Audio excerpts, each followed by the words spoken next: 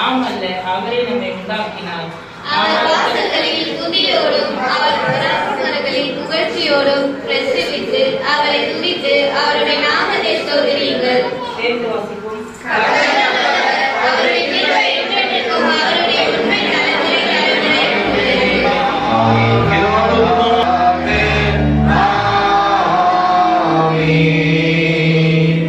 நாம் யாவரும் நின்றவாறே ஏசாயா 43:1-3 இப்போது யாக்கோபே, உன்னை பிரதிஷ்டித்தவரும் இஸ்ரவேலே, உன்னை உருவாக்கினுமாகிய கர்த்தர் சொல்லுகிறதாவது, பயப்படாதே, உன்னை மீட்டுக் கொண்டேன், உன்னை பேர் சொல்லி அழைத்தேன், நீ என்னுடையவன். நீ தண்ணீர்களை கடக்கும் போது நான் உன்னோடே இருப்பேன். நீ ஆறுகளை கடக்கும் போது அவைகள் உன்மேல் பரலுவதில்லை. நீ அக்கினியில் நடக்கும்போது வேகாதிருப்பாய். அக்கினி ஜுவாலை உன் பேரில் பற்றது. நான் இஸ்ரவேலின் பரிசுத்தரும் உன் இரட்சகருமாயிருக்கிற உன் தேவனாகிய கர்த்தர் உன்னை மீட்பு பொருளாக எகிப்தையும் உனக்கு ஈடாக யோசேப்பையும்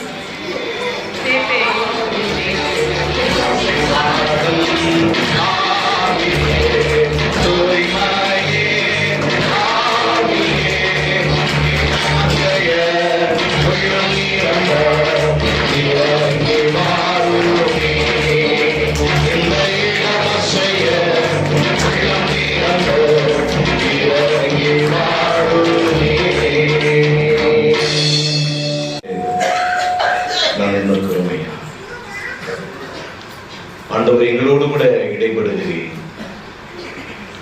உம்மை வருந்தி நாங்கள் அழைக்கின்றோம். நாங்கள் கூடியிருக்கின்ற இடம் அசைக்கப்பட, எங்கள் உள்ளம் எல்லாம் நிரம்ப, நாங்கள் உளுந்து விட்டு ஜொலிக்கத்தக்கதாய் எங்கள் இதயம் மகிழ்ந்து நிற்கின்ற கிருபைகளை இந்த காலை பொழுதிலே தாரும். அந்த ஆவியானவர்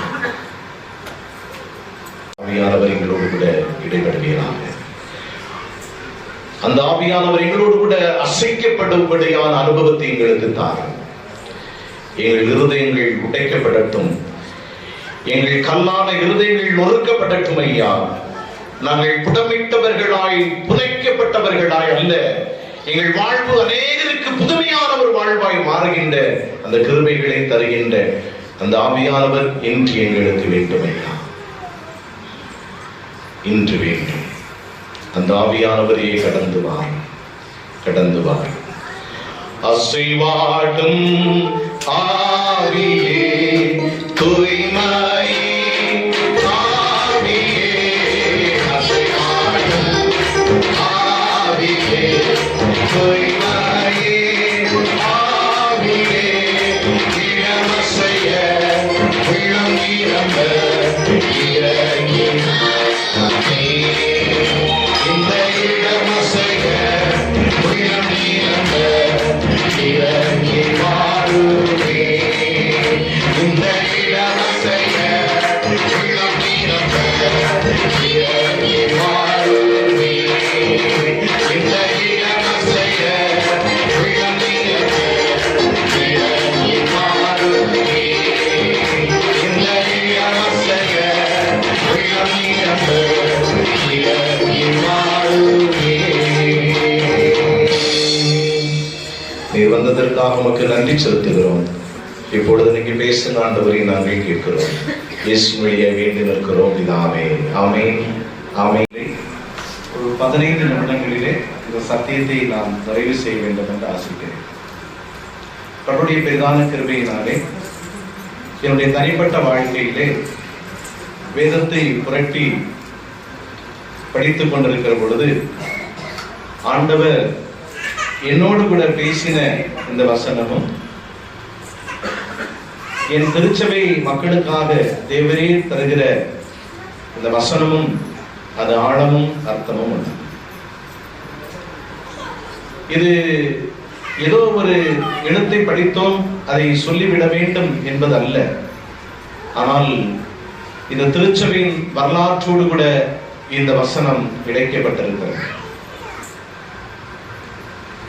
இந்த திருச்சபை வரலாற்றோடு கூட இந்த திருவசனங்கள் இணைக்கப்பட்டு இருக்கிறது. இந்த திருச்சபையினுடைய வாழ்வோடு கூட இந்த திருச்சபை உருக்குலைந்து போகாதபடி இறைவன் தம்முடைய குமாரனாகிய கிறிஸ்துவை இந்த திருச்சபைக்கு தந்தார் என்று இந்த திருவசனம் எனக்கு வலியுறுத்தினபடியினாலே இந்த ஏசாயா என்கின்ற இறைவாக்கினின் வழியாக நான் உங்களோடு கூட இந்த பகுதியிலே நின்று கொண்டிருக்கிறேன். நாம் எல்லாரும் நம்முடைய கரங்களில் இருக்கிற பரிசுத்த வேதாகமத்தை திருப்பிக் கொள்வோம். அதிலே நாம் வாசிக்க கேட்ட ஏசாயா 43ஆம் அதிகாரத்தை நாம் திருப்பிக் கொள்வோம். ஏசாயா 43ஆம் அதிகாரம், அந்த பகுதியினுடைய கடைசி பகுதிகளுக்குள்ளாய் நான் உங்களை அழைத்து செல்கிறேன். ஏசாயா 43 கடைசி பகுதி. உன்னை பேர் சொல்லி அழைத்தேன், நீ என்னுடையவன். ஆமென், ஆமென், ஆமென். சேர்ந்து வாசிப்போமா? உன்னை பேர் சொல்லி அழைத்தேன், நீ என்னுடைய. சரி, இது ஏசாயா, இந்த ஒன்று ஏசாயாவிலிருந்து 66 அதிகாரங்கள் உடைய இந்த ஏசாயா பகுதியை இது ஒரு ஏசாயா எழுதவில்லை, 3 ஏசாயா என்று பதிவு செய்யப்பட்டிருக்கிறது. ஆய்வுகள் சொல்லுகிறது முதலாம் ஏசாயா, 2ஆம் ஏசாயா, 3ஆம் ஏசாயா எல்லாம் இருந்தாலும் இந்த 2ஆம் ஏசாயாவுடைய பகுதியிலே தான் இந்த பகுதி பதிவு பெறுகிறது. இந்த 2ஆம் ஏசாயா எப்படிப்பட்ட குணம் படைத்தவர் என்றால், இந்த பகுதியை எழுதுகிற பொழுது இது ஒரு ஆற்றல் மிகுந்ததாக, நம்பிக்கை இழந்த மக்களுக்கு நம்பிக்கை ஊட்டுவதாக, இன்னல் நிறைந்த மக்களுக்கு தம்முடைய இன்பத்தை இறைவன் அளிப்பதாக இது வலியுறுத்தப்படுகிறது. இந்த ஏசாயாவுடைய இந்த பகுதி முழுவதை உற்று கவனிக்கின்ற பொழுது உயிரற்று போனவனுக்கு ஒரு உயிரையும், இழந்து போகிறவனுக்கு ஒரு மீட்பையும், வலிவிழந்தவனுக்கு ஒரு வலிமையும் தருகிற அழகான ஒரு நம்பிக்கை ஊட்டுகிற பகுதிகளாக இந்த பகுதி அமைந்திருக்கிறது. இந்த பகுதியிலே தான் இந்த ஏசாயா இஸ்ரவேல் மக்களுக்கு சொல்லுகிற அழகான இறை வார்த்தை என்னவென்றால், உன்னை பேர் சொல்லி அழைத்தேன், நீ என்னுடைய.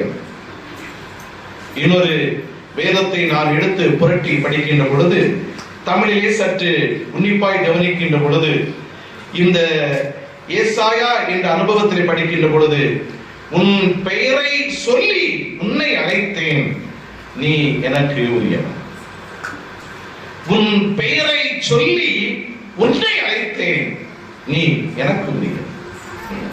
இந்த வசனத்தை உங்கள் வீடுகளிலே சென்று வேதத்தை கரத்திலே பிடித்து முழங்கால் படியிட்டு நீங்கள் தானியேலை போல ஜெபிப்பீர்கள் என்றால், இது உங்கள் வாழ்வில் ஒரு பெரிய அற்புதத்தையும் உங்கள் வாழ்வில் பெரிய மாற்றத்தையும் சொல்லும். இந்த வார்த்தை ஒருவனை மாற்றாவிட்டால் ஒருவனாலும் ஒருவனையும் மாற்ற முடியாது. அவ்வளவு அழைப்பும் அர்ப்பணமும் அறைக்குவதும் அர்த்தமும் நிறைந்த அருள் வார்த்தைகளாக இந்த வார்த்தை இருக்கிறது. என்ன சொல்லப்பட்டிருக்கிறது? உன் பெயரை சொல்லி உன்னை அழைத்தேன், நீ எனக்கு உரியவன். ஆங்கிலத்தில் ரொம்ப சிம்பிளா யூ ஆர் மைன் அப்படின்னு சொல்லப்பட்டிருக்கு. நீ எனக்கு உரியவன். யாரோ ஒருவரை பார்த்து சொல்லுகிறது ஒரு வார்த்தை அல்ல. தேவன் தம்மால் மீட்கப்பட்ட ஜனத்தை, மக்களை பார்த்து மீண்டும் நினைப்பூட்டுகிறார்.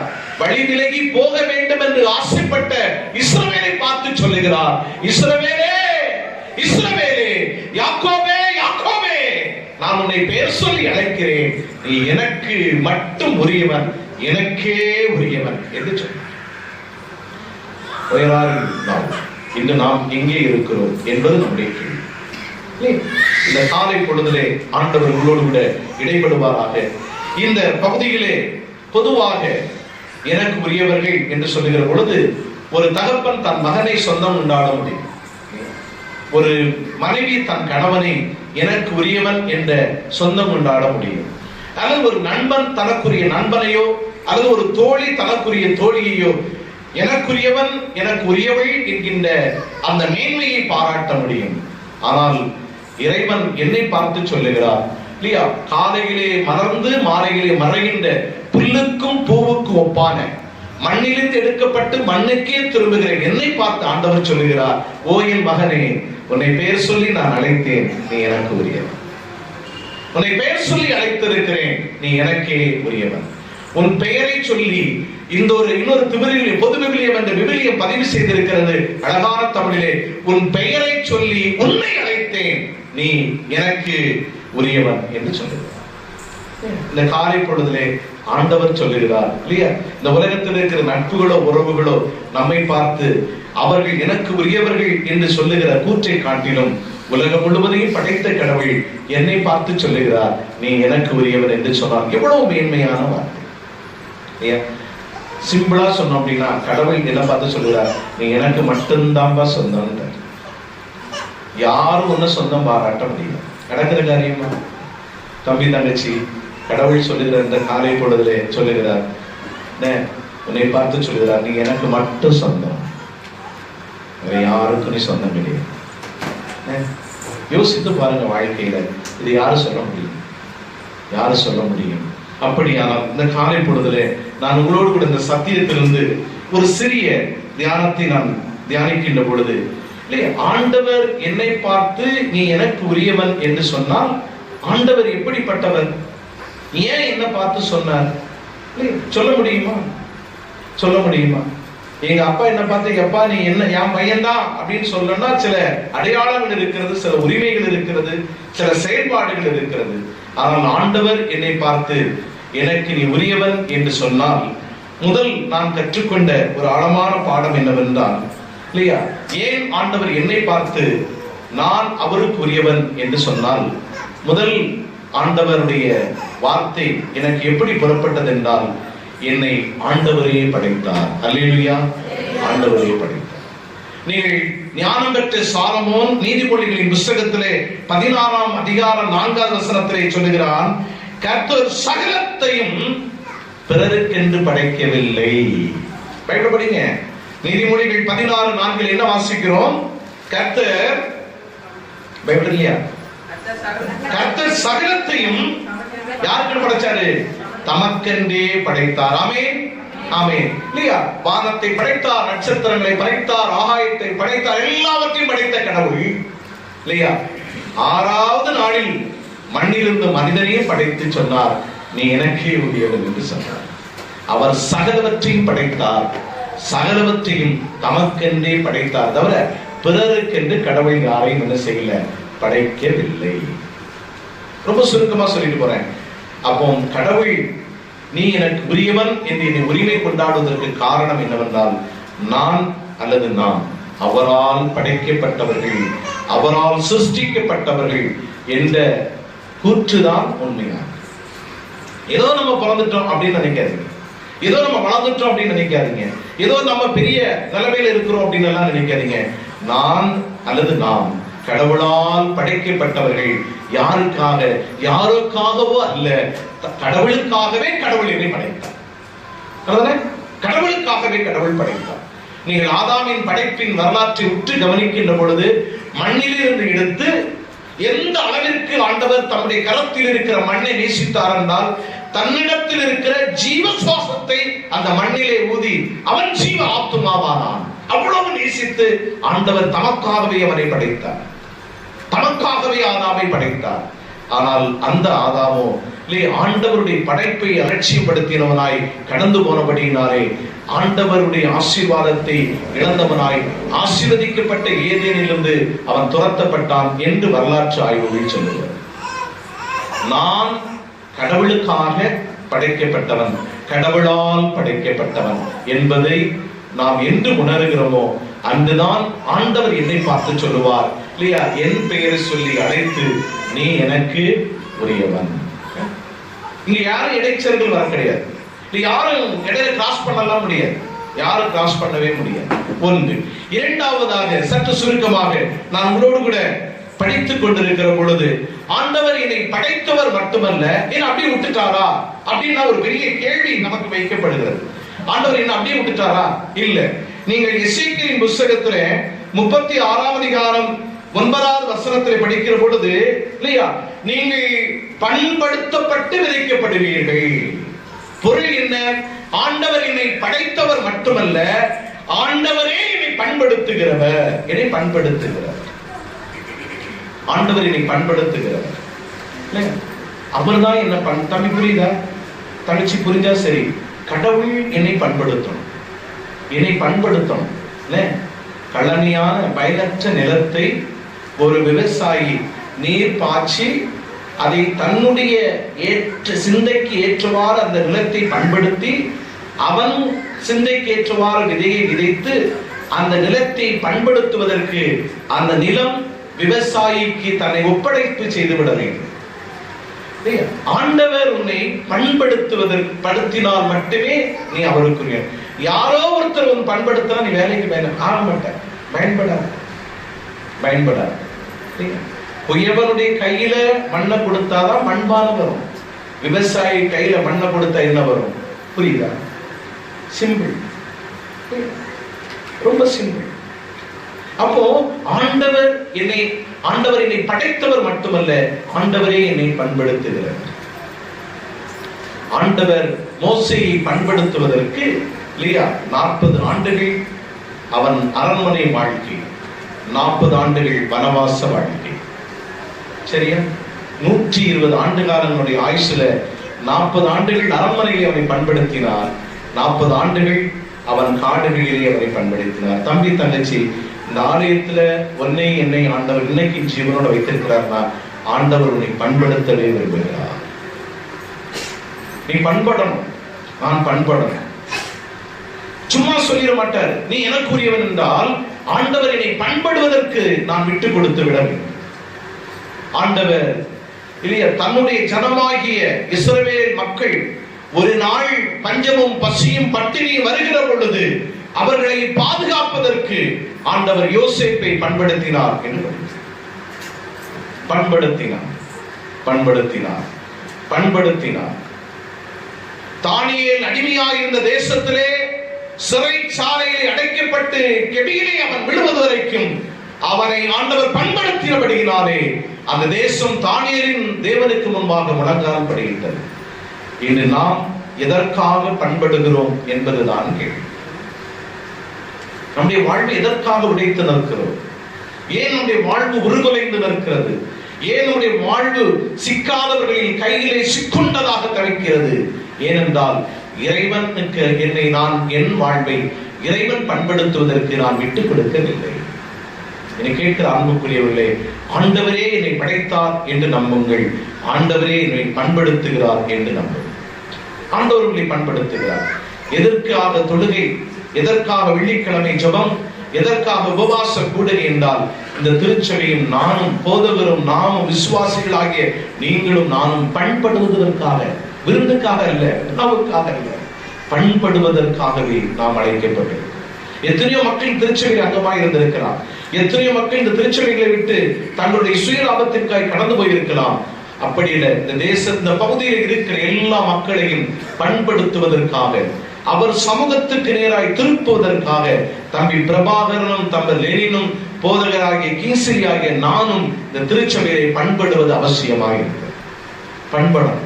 பண்படவே ஆண்டவர் நீ எனக்குரியவன், அவர் உன் பெயரை சொல்லி அழைத்தார், உன் பெயரை சொல்லி அவர் அழைக்கிறார், நீ பண்பட வேண்டும் என்று அழைத்தார், நீ பயன்பட வேண்டும் என்று இருக்கிறார். இந்த காலை பொழுதிலே வேதம் சொல்கிறது, ஆண்டவரே என்னை படைத்தார் என்று நம்புங்கள், ஆண்டவரே என்னை பண்படுத்துகிறார் என்று நம்புங்கள். நிறைவாக உங்களோடு நான் கற்றுக்கொள்கிற பொழுது இந்த பகுதியிலே நீங்கள் உற்று கவனிக்கின்ற பொழுது சுருக்கமாய் சொல்லி கடந்து போகிறேன். பிலோமோன் 1ஆம் அதிகாரம் 6வது வசனத்தில் வீடு சென்று வாசியுங்கள் இல்லையா? கிறிஸ்து இயேசுவுக்காக பயன்பட வேண்டும் என்று வேண்டுதல் செய்கிறேன். நீங்கள் ஆண்டவரால் படைக்கப்பட்டவர்கள், ஆண்டவரால் பண்படுத்தப்பட்டவர்கள், ஆண்டவரால் பயன்படுத்தப்படுகிறவர்கள். ஆமென், ஆமென். தம்பி தங்கச்சி, கடவுள் நினைச்சாதான் உன்னுடைய வாழ்க்கை உனக்கு பயன்படும். புரியுதா? என் தமிழ் புரிஞ்சா சரி. அம்மா மாதிரி கவனிங்க, நம்ம என்னதான் நம்ம பிள்ளைங்க பக்கத்துல வந்து A+B டிகிரியை கொடுத்தாலும் கடவுள் என் பிள்ளைக்கு பயனுள்ள வாழ்வு இருக்கணும் அப்படின்னா கடவுள் நினைச்சாதான் உன் வாழ்க்கை உனக்கு பயன்படும்.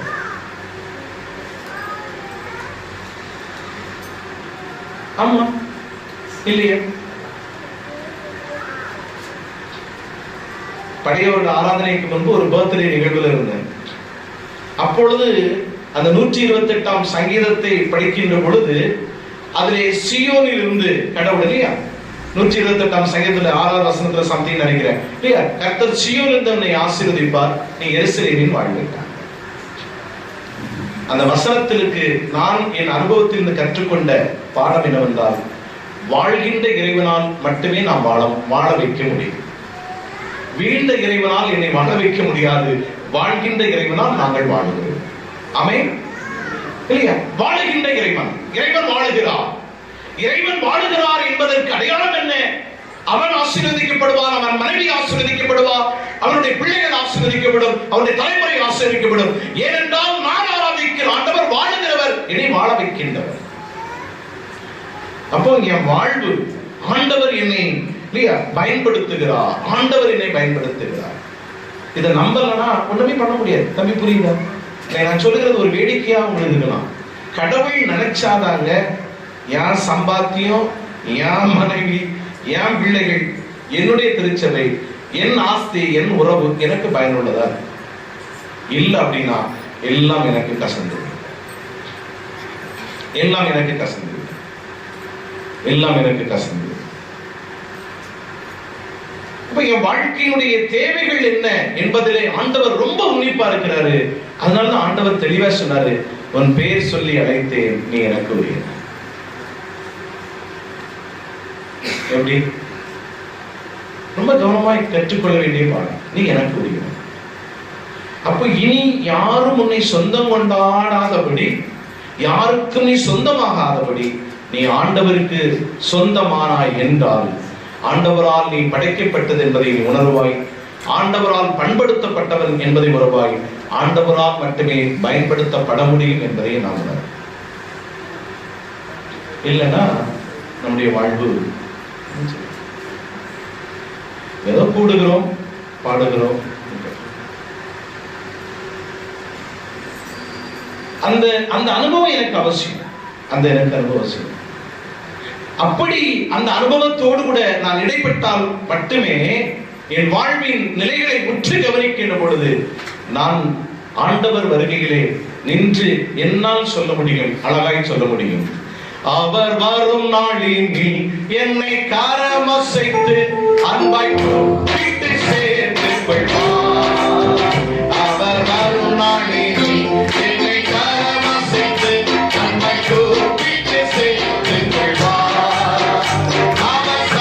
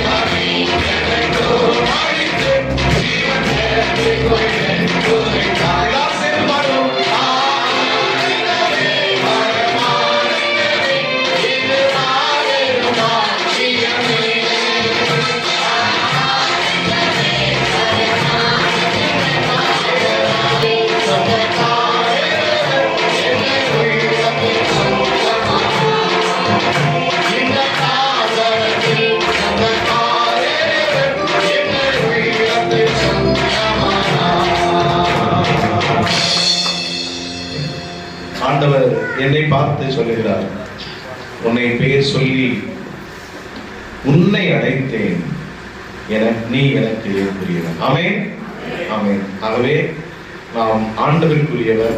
சரியா? ஆண்டவருக்குரியவர். அவர் என்னை பெயர் சொல்லி அழைத்திருக்கிறார். நாம் ஆண்டவருக்குரியவர்கள்.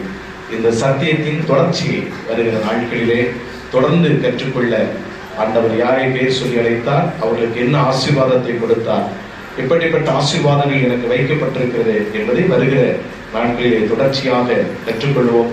ஆண்டவர் நம்மை ஆசீர்வதிப்பாரார். ஆகவே இந்த ஆண்டின் நம்பிக்கையோடு கடந்து போங்கள். ஆண்டவர் இல்லையா, உங்களை பெயர் சொல்லி உங்களை அழைத்திருக்கிறார். ஏனென்றால் நீங்கள் ஆண்டவருக்கு உரியவர்கள். ஆகவே நாம் ஆண்டவருக்குரியவர் என்றால் ஆண்டவருக்கு உரியவைகள் அனைத்தும் எனக்கு உரியவை. ஆமென், ஆமென், ஆமென். நான் ஆண்டவருக்குரியவர் என்றால் ஆண்டவருக்கு உரியவைகள் எல்லாம் எனக்கு உரியவைகள். அந்த நம்பிக்கையோடு கடந்து போங்கள். தொடர்ச்சியான அந்த சத்தியத்தை தொடர்ந்து வாரங்களில் கேட்போம். ஆண்டவர் கிருபை செய்வாராக. ஆமென். நாம் யாவரும் எழுந்து நின்று எல்லாரும் காணிக்கை பாடல் ஒன்றை பாடுவோம். அப்பொழுது காணிக்கையை படைப்போம்.